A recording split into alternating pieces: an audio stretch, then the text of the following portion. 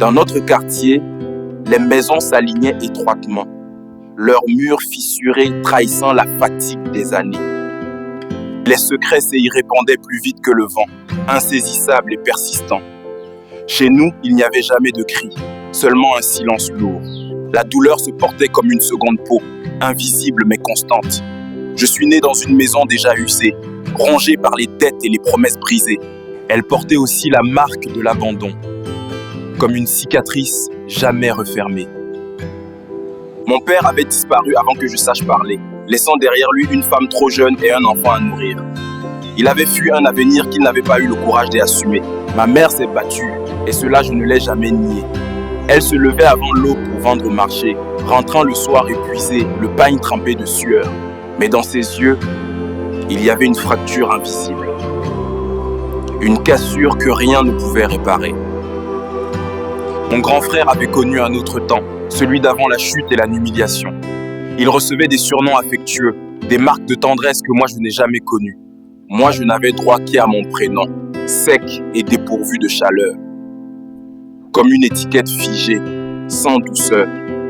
On dit qu'un enfant ne comprend pas pourquoi on le frappe. Pourtant moi je savais, car j'étais le rappel constant de ce que ma mère avait perdu. Chaque fois que son regard se posait sur moi, elle revoyait un homme qui l'avait abandonné.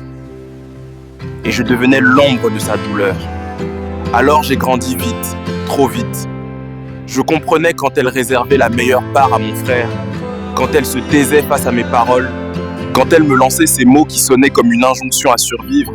Elle me demandait d'être fort, mais en réalité elle voulait dire qu'elle n'avait plus la force de m'aimer. Le jour où tout a basculé, je revenais du travail. Brisé par la fatigue et la faim, je m'étais assis sur le banc en bois devant la maison. J'avais toujours eu l'impression d'être un étranger chez moi. Et ces mots ont jailli, lourds comme des pierres. Elle a avoué que ma naissance n'avait pas été une joie, qu'elle avait coïncidé avec le départ de mon père, les moqueries des gens et la solitude. Elle a ajouté que chaque fois qu'elle me regardait, elle revivait la honte qu'elle avait subie. Mais comme celui qui comprend qu'il n'a jamais été désiré. Les années ont passé et je suis parti sans bruit, sans cérémonie, sans bénédiction.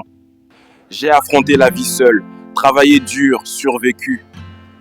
Puis un jour, on m'a annoncé que ma mère était malade. Je suis revenu et je l'ai trouvée amaigrie, épuisée, ses yeux chargés de regrets. Elle a pris ma main en pleurant, reconnaissant qu'elle avait été dure, qu'elle n'avait pas su dissocier ma naissance de sa douleur. Et j'ai compris une vérité terrible.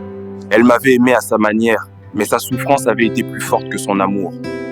Elle m'avait appris à être solide, mais j'aurais préféré apprendre à être aimé. Peu de temps après, elle est morte. Et son absence a laissé un vide que rien n'a comblé. Aujourd'hui, lorsque l'on me dit que je suis fort et que je ne me plains jamais, je souris. Car je sais qu'en Afrique, beaucoup d'enfants deviennent solides, non pas parce qu'on les a protégés, mais parce qu'on les a brisés trop tôt.